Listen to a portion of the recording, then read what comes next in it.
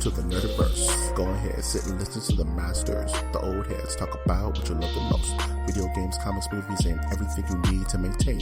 We got the knowledge that's straight out the ether. Gonna need a drink and have to take a seat to expand your mind and listen to the speaker. Mike and the squad's gonna give you what you need. Please send in a question, come and get some answers, learn a couple lessons from the masters with the special guests. We got the Green Lanterns glowing on their chest. Yes, please sit back and relax, cause we're gonna hit you with them stone cold facts. And allow me to be the very first to welcome you to the masters of the Nerdiverse.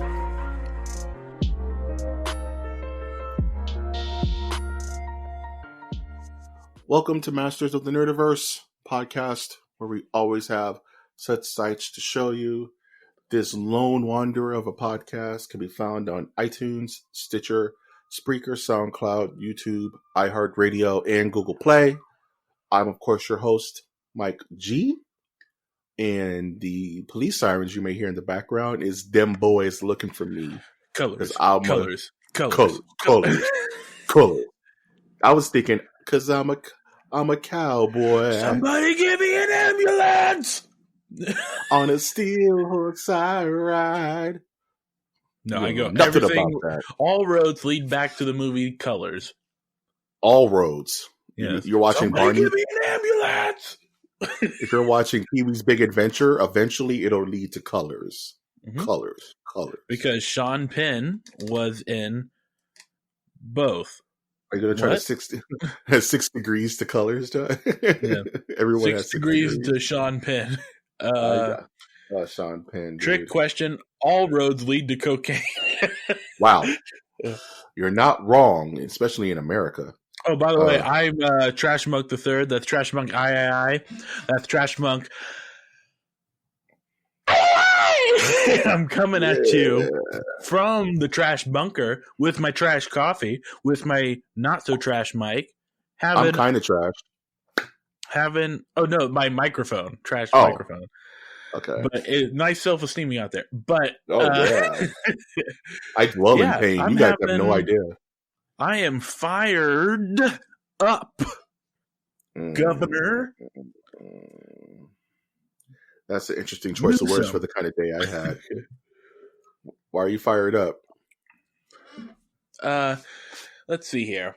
I watched Marvel Infinity Wars.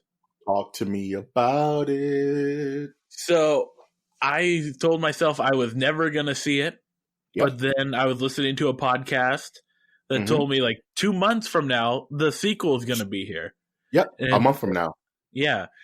And I'm like, okay, maybe I want to listen to it or watch it. So I'm working on editing a script I sent to Mike last night at around 12 or something. Yeah. Enjoy that. Solid. And I was watching it, and it actually, I do have some areas that I would want to address from it, but for the scale of what they are trying to do, it was a very great achievement. For instance, it's an issue with adventure, but I think we can put the Marvel superhero category in the bigger scale adventure category. Or if you remember the books Wheel of Time, the group is together and then they split off, and then each chapter is like a different section of the group doing something. Right. In the movie, it can kind of get it's like several groups doing different things, and each one could be a movie by itself. Yeah. That idea, but they're trying to fit it all into one. So there's not one time in the movie that I felt like it was slowed down, for instance. In fact, I thought the beginning was way too quick, but I think that what they're trying, maybe if I watched what the preceding movie was that started off the explosion and everything with Thanos on that ship, I would want that would make sense. But I'm trying to go at it like I haven't watched any of the Marvel movies. I want to go and watch this. It's been a while Yeah. since I think half of I watched all of Black Panther and half of Guardians of the Galaxy Volume 1. Those were the two recent ones I've watched. Yeah, man. And I enjoyed it. Like I said, it was super fast paced, a lot of different characters, didn't quite know entirely what was going on, so I kept Wikipediaing stuff. I liked how they included Red Skull in it. Yeah. And that makes me think that they are alluding to Red Skull stuff in the future. I hope so. Yeah, that would blow my mind. But it makes it sound like they're putting a conclusion to all the storylines in Endgame. Yeah, it's pretty much they've went to note that this is the closing chapter, the final film of their 10-year adventure. They're dubbing it the Infinity Saga. Right. From Incredible Hulk to Iron Man all the way down the line to Endgame is just one big story, and it's ending in Endgame.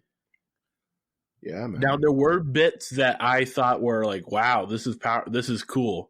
And they were like the fight scenes where when Thor comes in, the feeling was not the same feeling, but it was close to the feeling that I got when I was little watching Return of the King, where like you think it's all over, but then here comes Aragorn with the ghost army, if you remember that scene.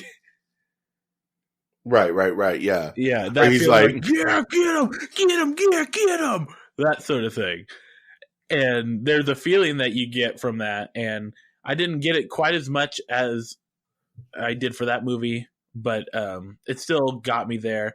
And I kind of like he kind of laughed it on the Spider-Man deteriorating or like vanishing a little too much, and that made me go like kind of tear up a little bit. Yeah, man. I don't want to go. Yeah, like wimp. Oh man, it's like the movie. These kind of movies never emphasize that it's actually a child. You know, like that is true.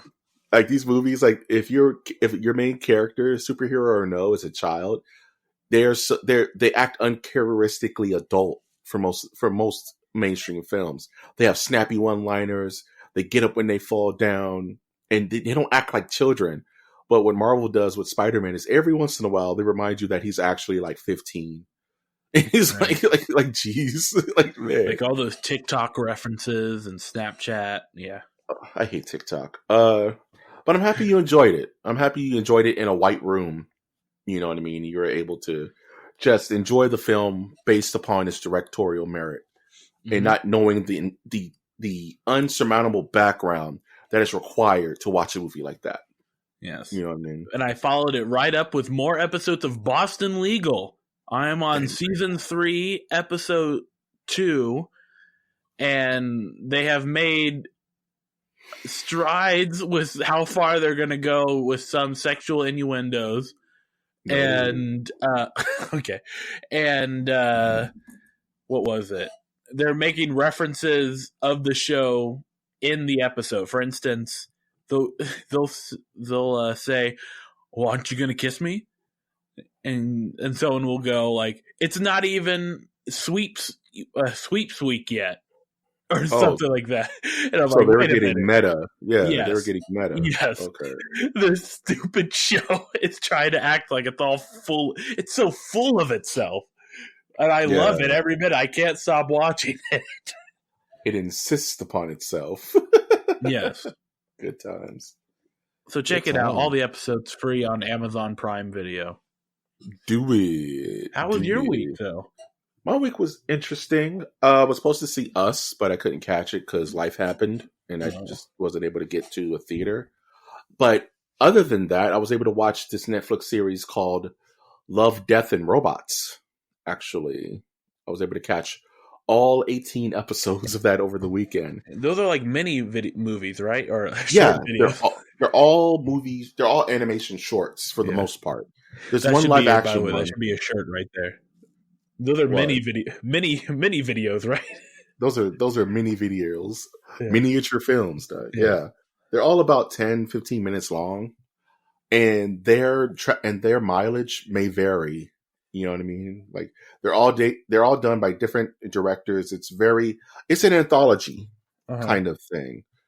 And it reminds me a lot of like Liquid Television, MTV Liquid Television. If you don't know what that is, look it up. It was in the early 90s, and it's one of my favorite science fiction anthologies. Nah, most weren't who are listening to this. But it was just like science fiction, like it reminded me like the same spirit of Eon Flux. Do you know Eon Flux by any chance? Oh yeah, with Kate Beckinsale or whatever. No, there was a movie by Charlize Theron, right? With Charlize Theron, yeah. But it originally started as a animation on MTV called, and it was originally shown on Liquid Television. Oh. So it was like a lot of neo kind of. It really fluctuates between extremely photorealistic to where it's like PS5 level graphics, where it's all kind of like Final Fantasy, the Spirits Within kind of level of how we want to make photorealism. Now, if I'm being honest, I don't like it when they mix animations like that myself.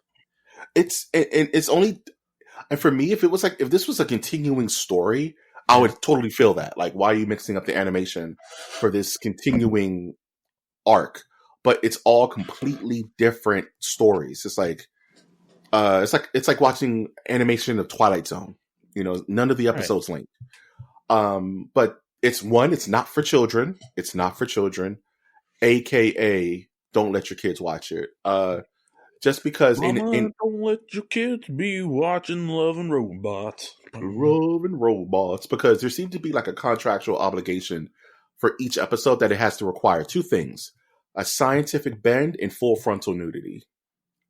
Like full frontal, like not playing. And I was like, okay, that just seemed women full frontal nudity or guy frontal nudity? Both. Gross. Next. No, I'm kidding. Handle it. You got to deal with it, dude. Got to watch them all. But yeah, just give you a heads up. Those who are listening with parents, just relax over there. Relax, please. But yeah, some of them are great. Some of them are very smart. Some of them inspired me to just draw and do some writing, and some are just not that great. There's one about yogurt taking over the world and then leaving the world that just wasn't great. That had full frontal for no reason. A skit about yogurt. I was like, why? Was the yogurt nude? The yogurt was nude. It wasn't even like flavored. It was just white yogurt.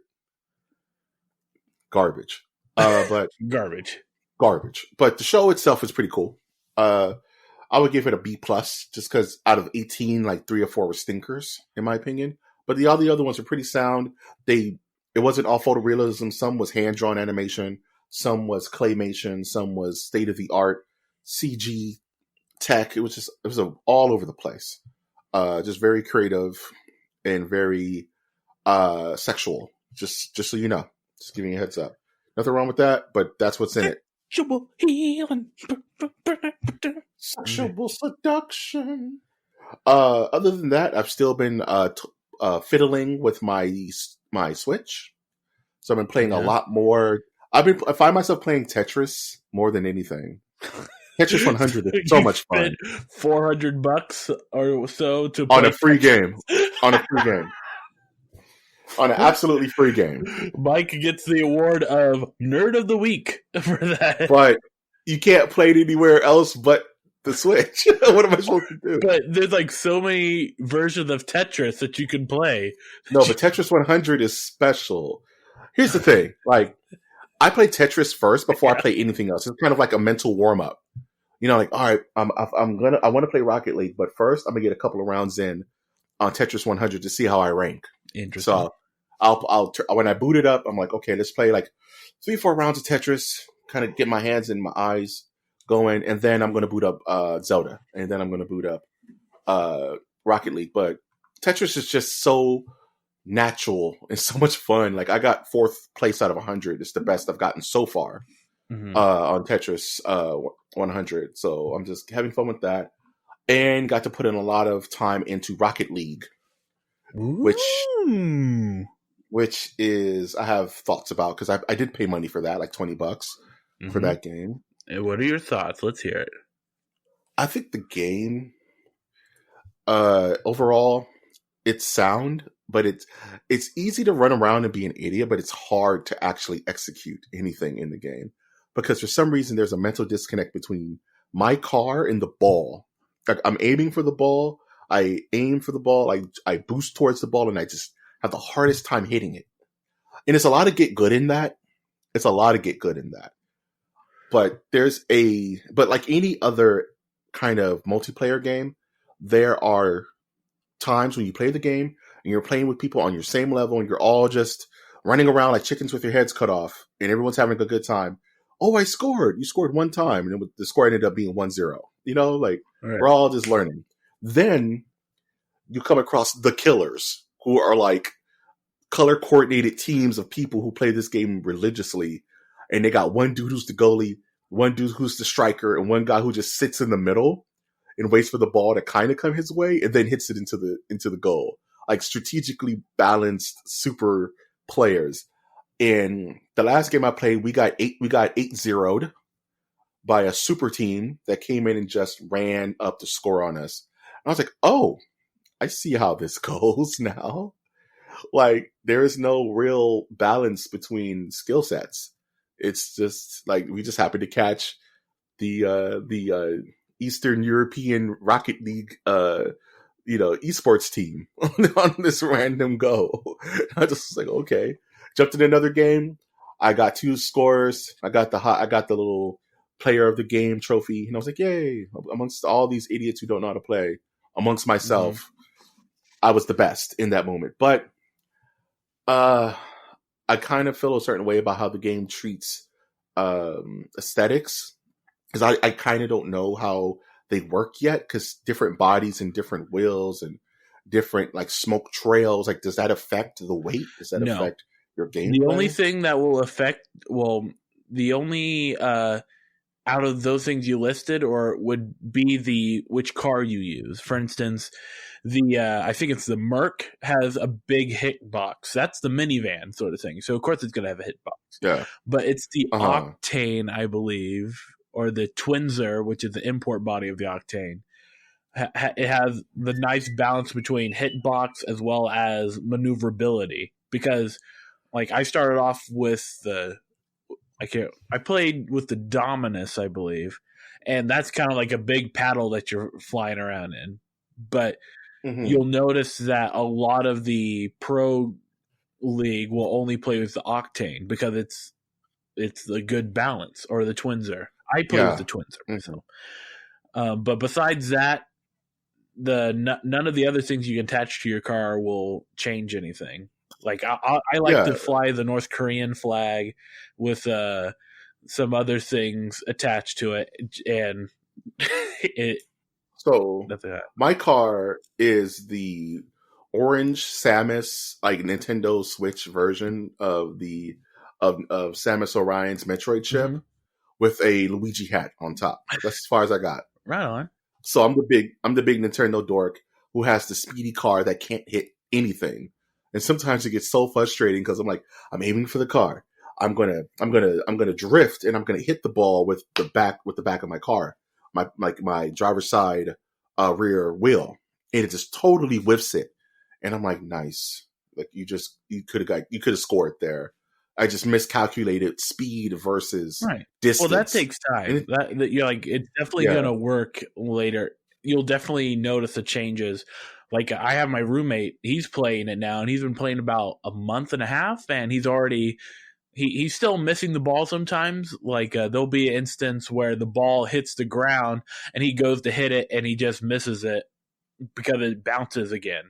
And that's just you have to work on timing, and that's like hitting the ball thousands of times, and eventually you'll get to aerial shots, and it's all about angles right now, and really learning how to communicate with your team, or just being aware of where they are. Because the worst feeling the worst thing that you could do right now is to not rotate with your other team. Where if you see your 2 teammates or your 1 teammate up in the front, you should be heading back to be defense, play a supportive role. But we're not doing like. Yeah, us super nerds, we're not doing any of that. We're just running around like crazy trying to hit the ball. Right. We're not organized or anything. and because I play with pubs, it's like never going to be that. You know what I mean? So we'll have to play. We'll have to play together sometime. Yeah, because I mostly play with PlayStation guys. Like that's where I find most of the people who connect are all PlayStation guys, which is kind of crazy. Well, does it say PlayStation and does it say PSY Net?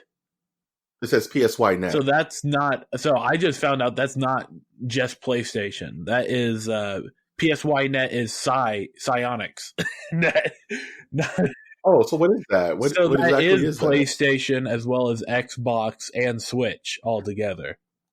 So you don't know. So you're just like in with a bunch of people. Right. I believe the only people that you'll like for me for PC, the only people who I'll see their like Steam tag or like Steam image, and that's how I know that they're on computer. But if they're on anything else, it will come up as PSY Net.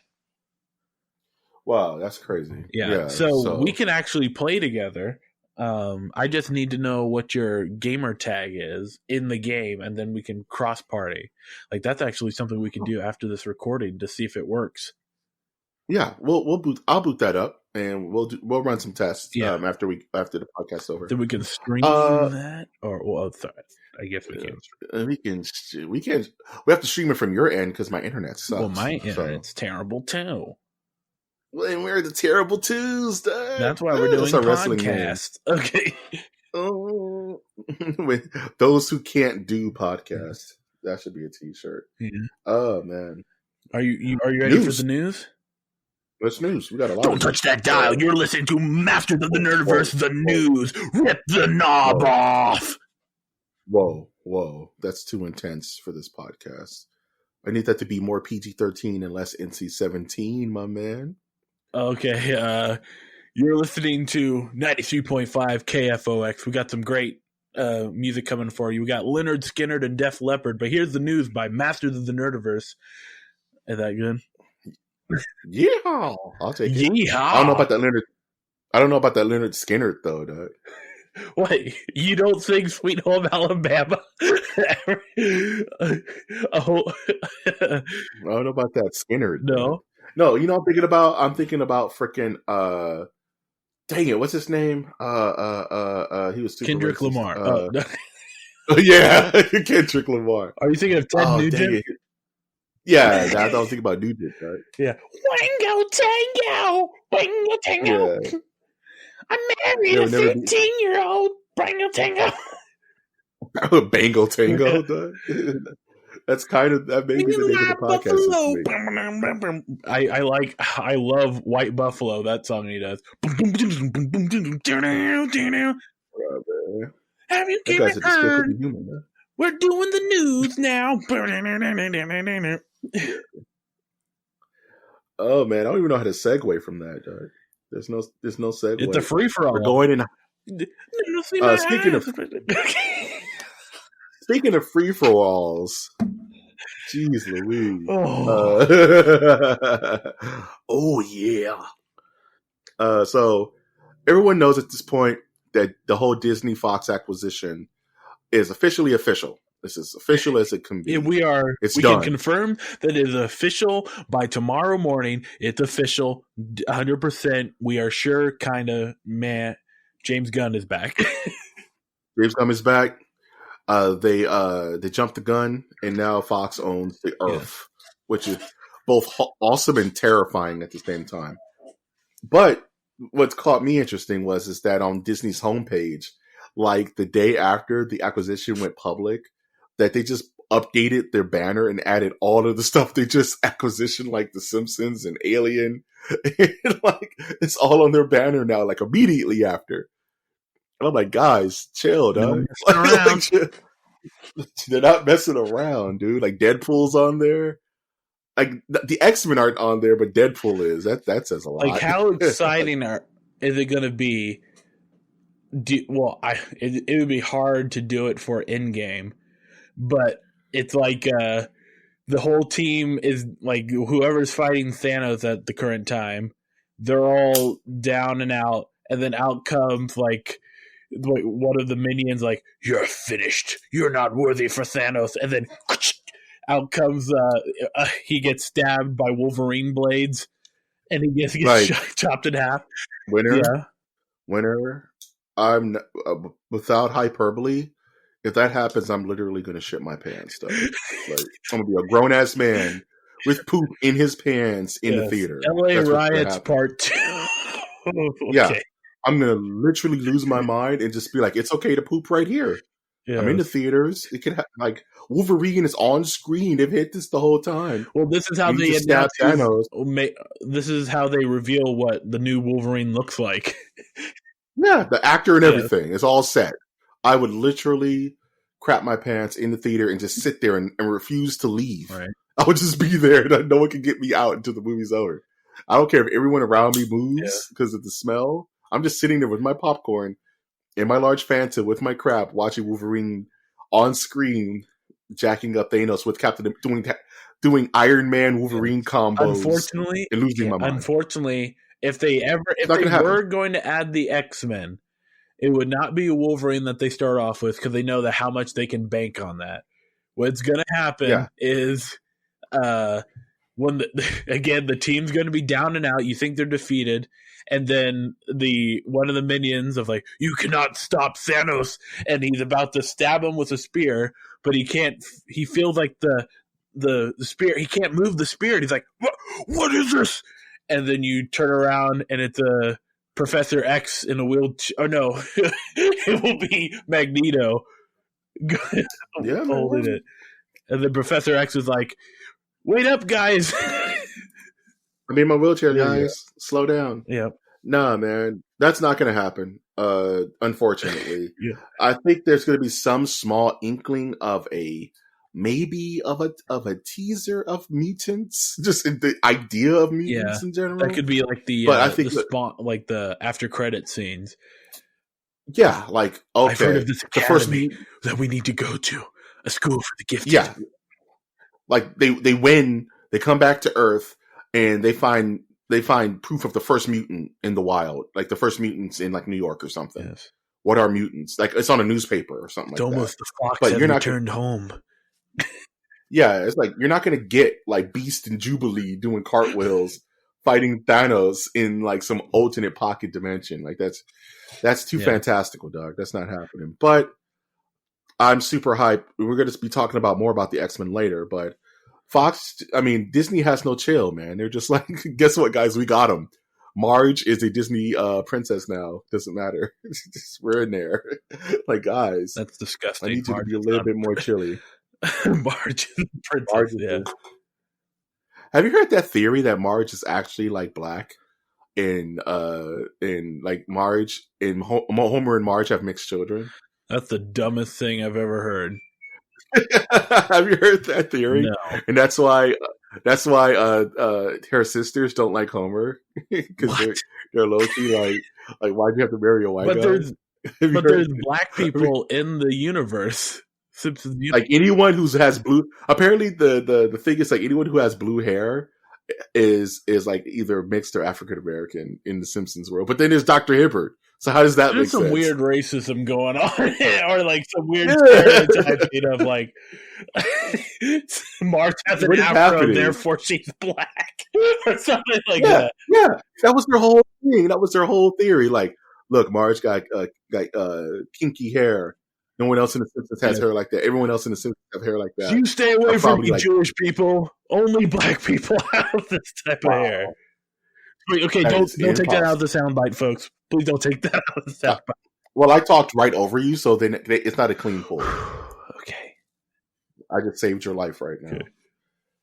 Speaking of things that give life, have you heard about this high school doing a play of aliens? Yes, I like that idea. I heard that they might be going on tour. It's super cool, isn't it? Like, isn't it the coolest idea? Like, I would have killed to even be on the production team of that high school play. You can play the alien that shoots out. Yeah, man. I'm going to just work on the set and do like the smoke and design the alien, like the xenomorph egg and stuff, man. And did you see video of it? Like, there's like there's like this footage out there where you can actually see the play going on. Mm-hmm. And like, you see the scene where, John Hurt's character gets hit by the facehugger for the first time. And it's literally like some hand that comes from under the set and like just smacks the kid in the face, but the hand has like a face hugger glove on it. It's the cutest thing ever. It's so dope. I'm so hyped for those kids, man. That's super cool. Like my school would have never allowed that, like, because they were just way too strict. Mm-hmm. But that's brilliant. And it's not. I wish hopefully there's more stuff like that where kids could do like creative plays. You know what I mean, on stuff like that. Oh man, one thing I hate about the rain, we get a lot of mosquitoes biting me up. But yeah, just wanted to talk about that and give that news bit a little bit of love, because I love creativity and I love these kids who just like really went all out. If you saw like any kind of shots from it, you could tell they put a lot of heart and soul into it. Speaking of things that lack either heart nor soul, there's a trailer out there for the new Dora Explorer movie that might as well just be Tomb Raider. No, stop. Don't. Just might as well be Tomb Raider, huh? Might as well be Tomb Raider, man. Did I trigger you, though? Did I trigger you? Yeah, am I lying though? You kind of are, because I don't. There's a big. I don't remember. Like, I haven't seen the trailer, but is there a talking monkey still in this Dora movie, or are they doing hyper realistic? No, it's a weird uncanny valley monkey that's still blue. Yeah, but it looks like a real monkey. But I didn't see it talk. I don't think it talked. It just went monkey noise and it ran away or something like that. Well, I don't know. I just don't want to attach Tomb Raider to Dora the Explorer, because that's gonna that stains one of them, and it stains Tomb Raider. It stains. There's a scene in the trailer where like 17-year-old Dora jumps over a giant crevice, a giant like hole in the floor in a hidden temple, dog, a la Tomb Raider. She makes the leap, and I'm like, okay, why? Isn't Dora supposed to be like 5 years old or something like that? No. Interesting that you said 17. Definitely. So she's definitely supposed to be under 18. Maybe like the cartoon character Dora is supposed to be like 5 years old, right? Yeah, but that raises so many other questions, though. Like, why is there a 5-year-old just running around town? Or is it like a Jacob? Isn't it a more interesting? Or is it a Jacob Ladder scenario where she's just dreaming it all and she's been in a coma? The Ash Ketchum. Yeah. Did she get Ash Ketchum, where she's like everyone in her mind is like doctors and like people visiting her? Yeah. But I'm like, isn't that a more interesting story about like this 5, 6, 7, even 7 or 8-year-old kid running around having adventures versus this teenager with a job? Yeah, and like taking her driving lessons.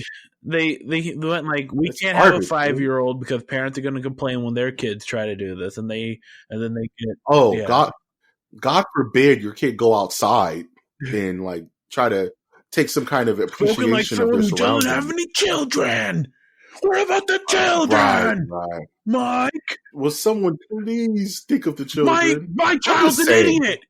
He's an idiot. He can't survive out there. He's an idiot. They're real angry. They're real angry and proud about it at the same time. My kid's stupid, okay? He can't survive. It's great. I raised a fine idiot. All right. He eats potatoes raw. My kid's an idiot. He can't cook a top ramen.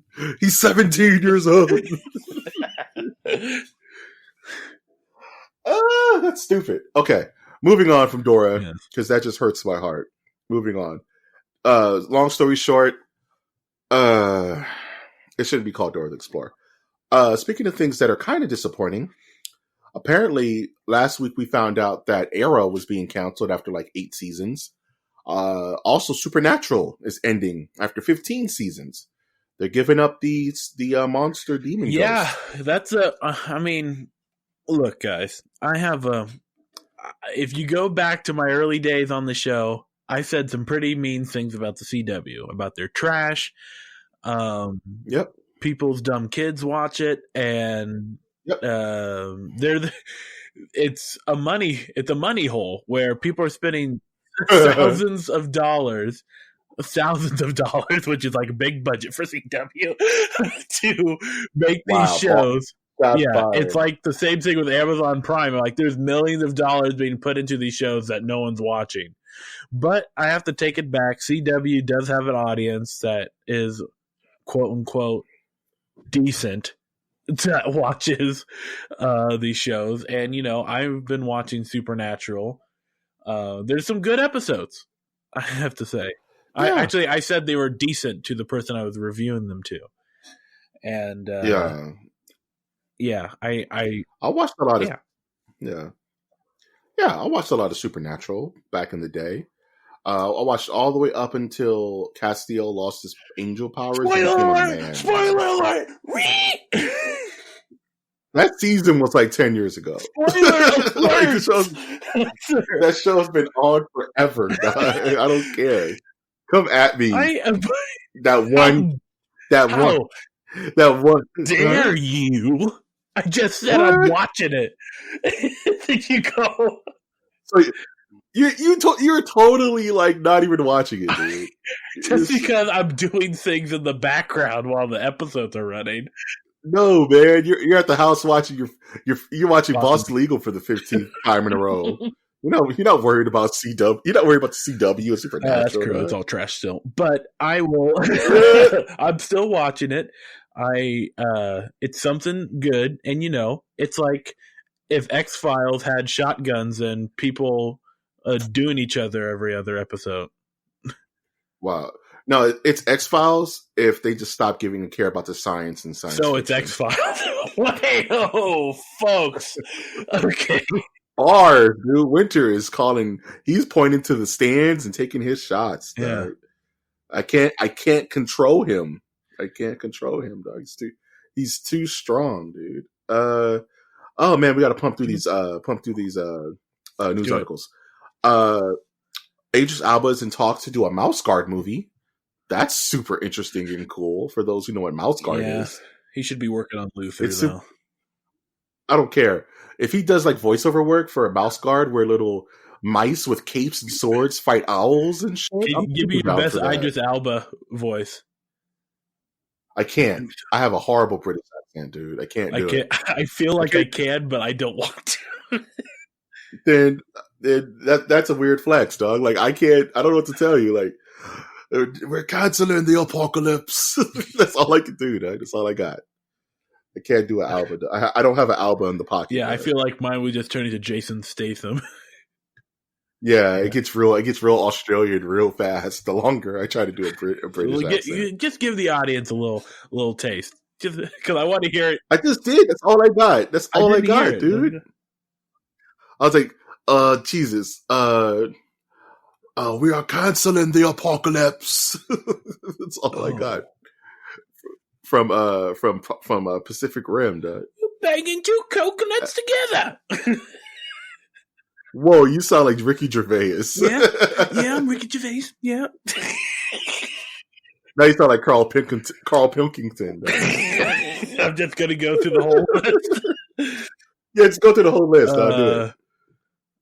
What you got? That's all I got. Chimpanzee, that's monkey news. That's all I got too. Yeah. So I was reading the news today, and there's these flies in Africa. Saw a giraffe. Yeah. The giraffe had a bowl in his pocket. Here's my Ricky Gervais. Yeah. You were reading. You were reading. What a jerk. Okay. What a jerk. Okay, Winter. Yeah. I'm going to give you two. We have about 20 minutes left in this episode, right? I feel like we've only done it for 5 minutes. I know, right? That's the love of podcast. I'll give you two options. Would you rather read the rest of the news or talk about how awesome the Mighty Boosh is for the rest of the episode? Talk about what? Okay. We can finish the rest of the news for the next 20 minutes to 25 minutes. Or we could take this time to talk about how awesome the Mighty Boosh is. Oh, we can talk about the Mighty Boosh. Yeah, it's up to you. Yeah. We can proceed if you like. Or we could talk about like old Greg and all those cool Yeah, cats. we can talk about them. I can talk about them off the top of my head. Okay. No, we're just going to do the news. Don't worry about it. Don't worry about it. I Can you would hear rather me? that. I'd rather that.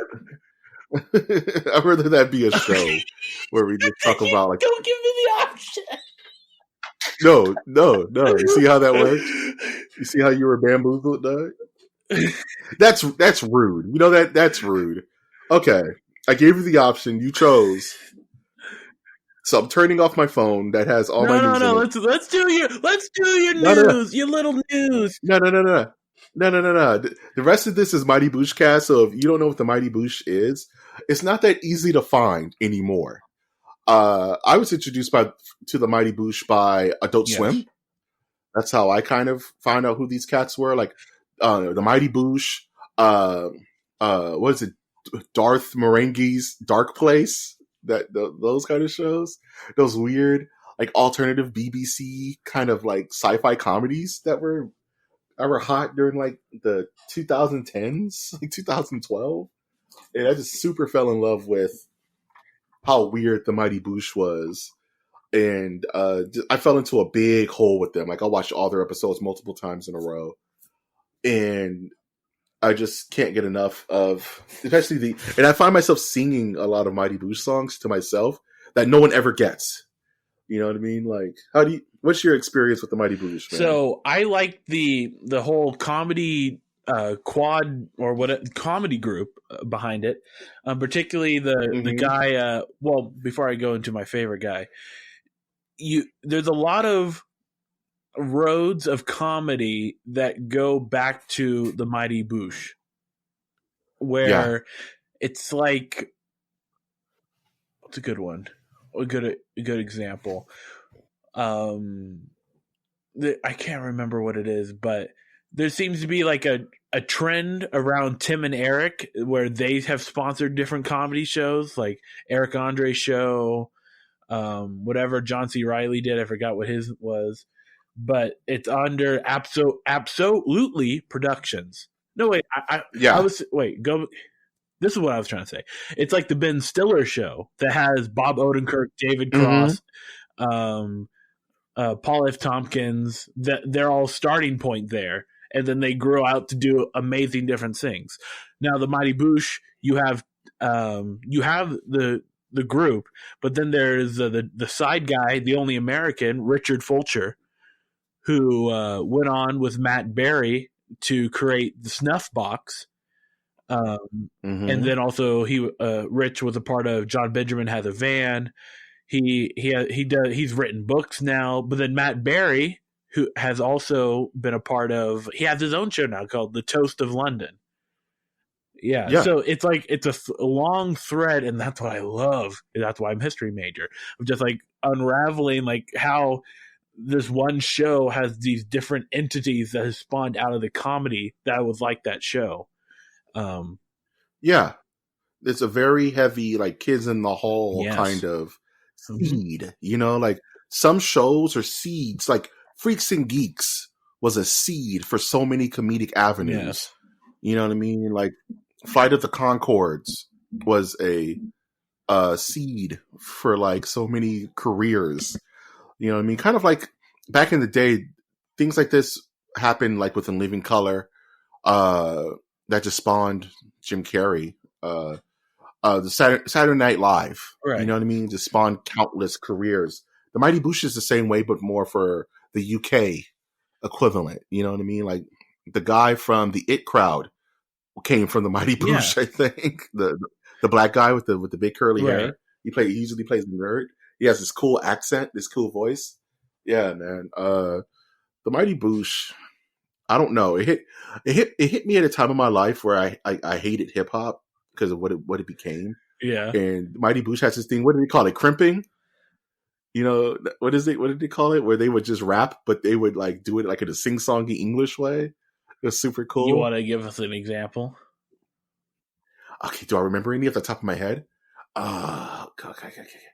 Only thing I remember is this weird song that goes, "Cheese is a kind of meat, a spicy yellow beef. I excreted from my teats, but you may be No, I was discreet. wanting an example of the hip hop that you hated. The hip hop during the Yeah. time? Oh, I was just talking about the Mighty Boosh. This was during a time where No Limit started becoming a thing, like No Limit Soldiers, and Yeah. it just was. There was No Limit was really big in my high school, like ridiculously big, to where I couldn't escape it. Like me being like, I'm gonna listen to Wu-Tang in my corner while everyone's bumping, The Block is Hot over and over and over, and I'm like, I'm losing my mind. Okay, I'm just not gonna listen to hip hop anymore.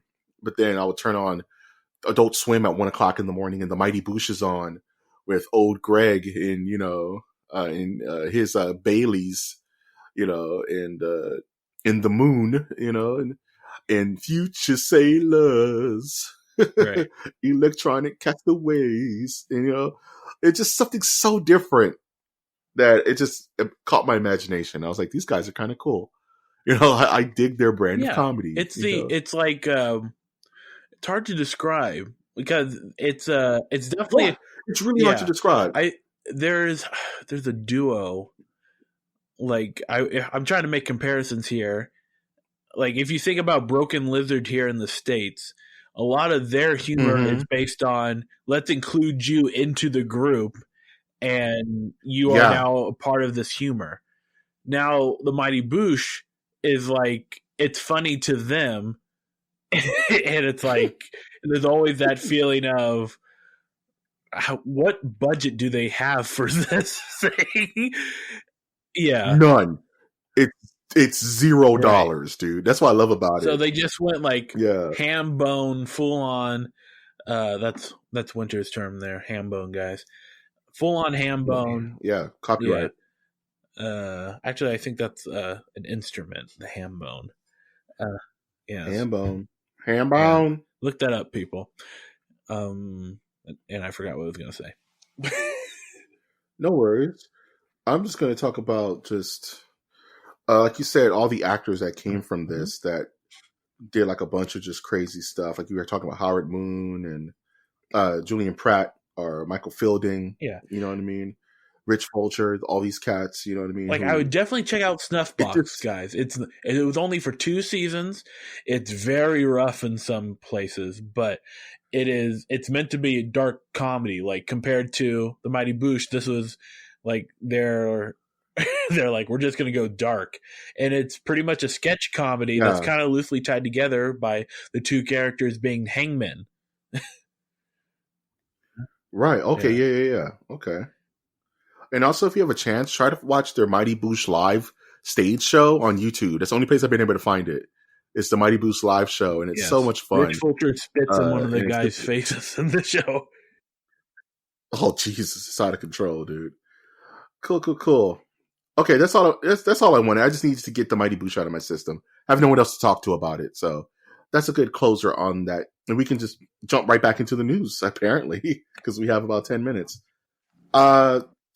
So just real quick, there was a new character was announced for Apex Legends, Octane. Are you still playing Apex by any chance? Yes, I play Octane a lot. I like that character. Have you? So I haven't touched him. I haven't touched that character yet. What's his gimmick? What's his deal? Like, what is he good at? Octane, of course, that name derives speed, I would say. So his character, if his ability is that he injects his legs and he goes super fast, but when you inject that hurts that takes away some health.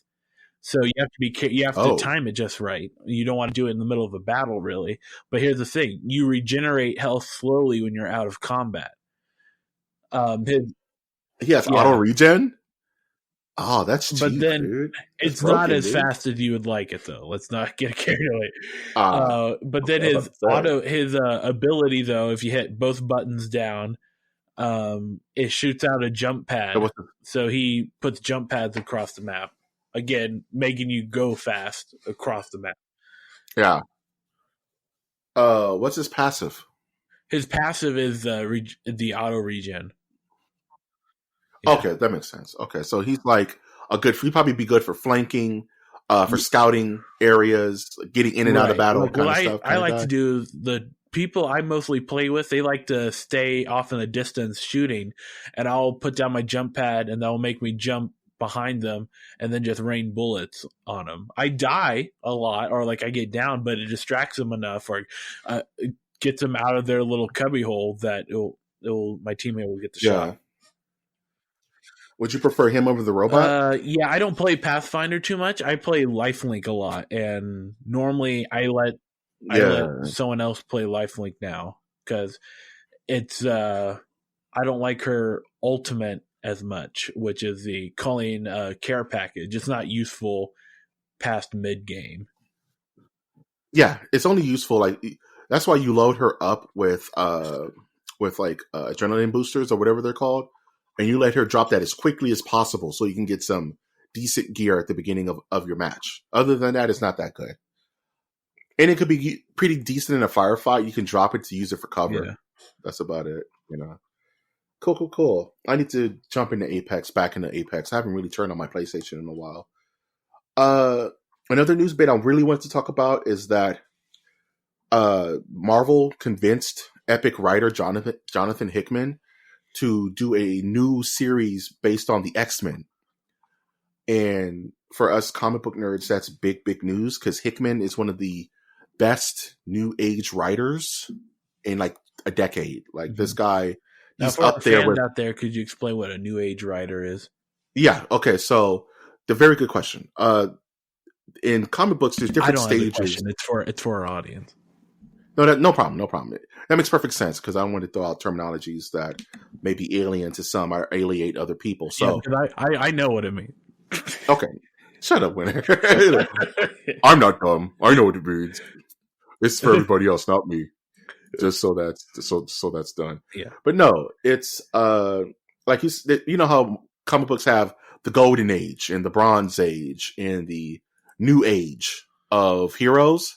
The same could be said for their artistic teams and their writers.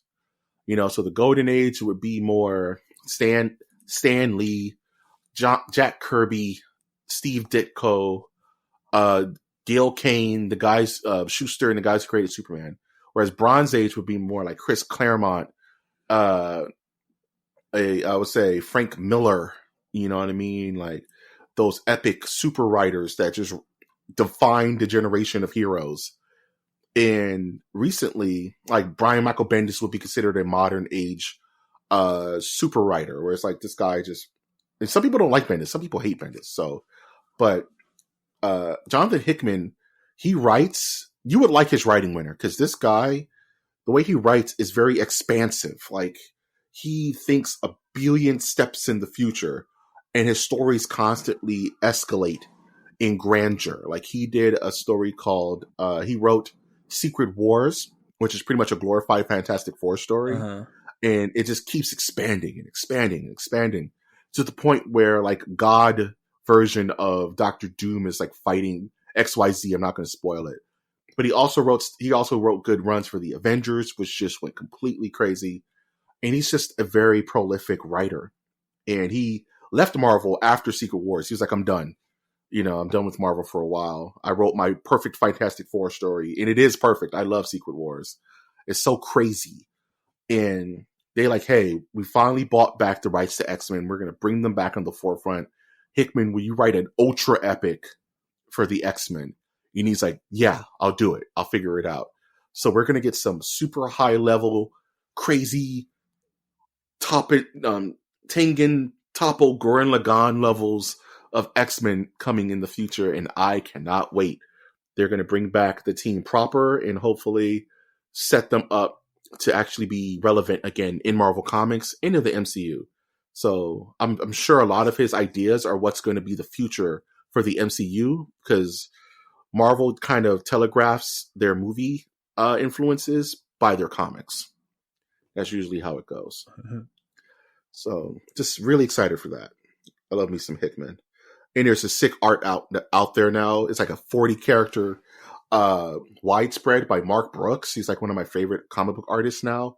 He has this crazy good like digital coloring style. It's super good. And lastly, really quick, Uh, what should we talk about? Lastly, I was going to talk about Neon Genesis Evangelion coming to Netflix. That might be something I watch. Never watched, that might be something I watch, folks. If you've never seen Neon Genesis, you owe it to yourself to check it out. It's one of the best animes ever made. But it's depressing as hell, so just mentally prepare yourself for that. And which is kind of a cruel joke to Mike G, who just bought a Switch. Apparently, 2 new Switch models are coming out like in the next 2 months. Like a really beefed up version of one and a really stripped down version of one. So yep, that's a good sign, folks. I have the worst timing in the world. That's a good sign. Yeah, I have the worst timing in the world, but I'm happy with my Switch, so I don't care as long as And also on Switch news, Cuphead is coming to the Switch, which makes me super happy because I've been wanting to play Cuphead. And it's this cool, like side. It's a shmup, which is a shoot 'em up with this crazy 1930s kind of cartoon aesthetic to it. It's clean animation. Like if you've never seen Cuphead, watch a YouTube trailer for it. Right? It's all hand drawn by like one guy. Okay, and the music is all originally let's done. Not get carried away. Well, not for real. Like one guy did it all. No, of course he had a team or whatever, but Robert it's from the Rodriguez machinations. Both edits, directs, plays the music, and stars in, as well as marries and divorces. And is the stunt double to his stunt double. He's the key grip. He's the gaffer. He's the DP. As well as the lighter. Yeah, he's the gaffer. And he's the executive producer. But no, check out Cuphead. I can't wait to buy it on the Switch to give myself one more thing. Hopefully it's not like, hopefully they don't try to gouge us like, oh, Cuphead's $60 on the Switch. Like, get out of here. Oh, that's a $20, $30 definitely game. Do $40. I'm going to go out there and say $40. Yeah, you're probably right. But you get the DLC with it. But you get that DLC though. Yeah. Garbage.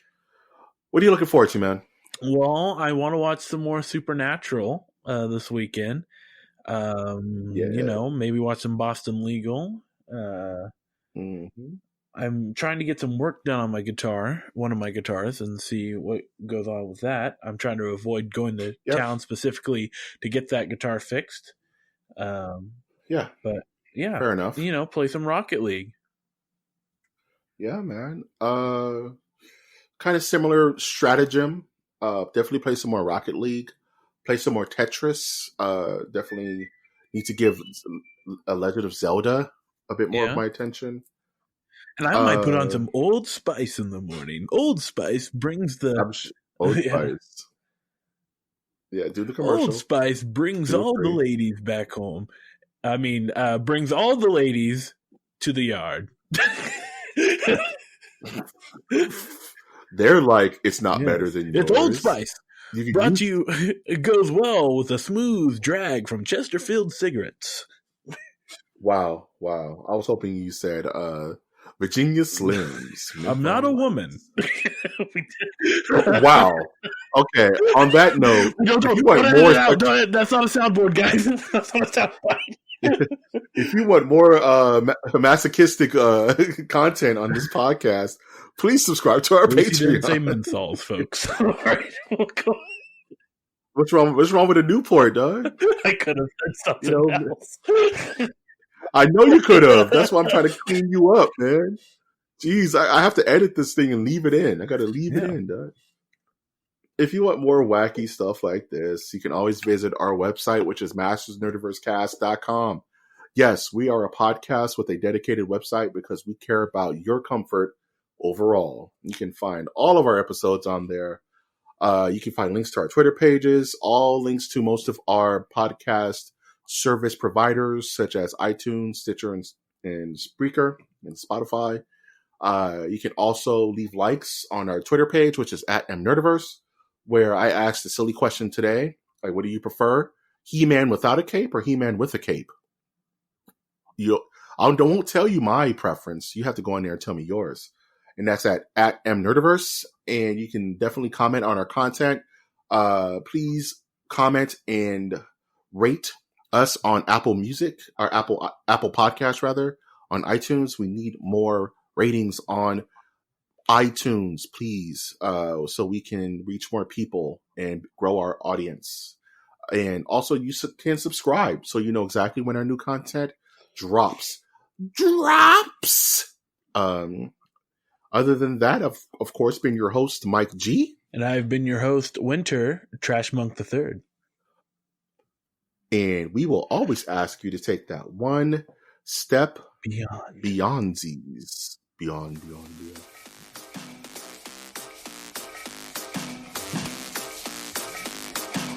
1, 2, 3, now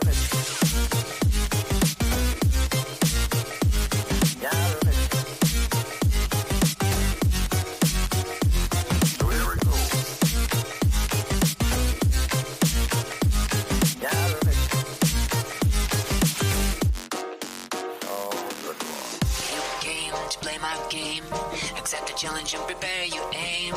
Post up, put your name in a frame. Get ready for some action in the villain's domain. You know you shouldn't dare the devil even once, 'cause you might slip in the trouble looking.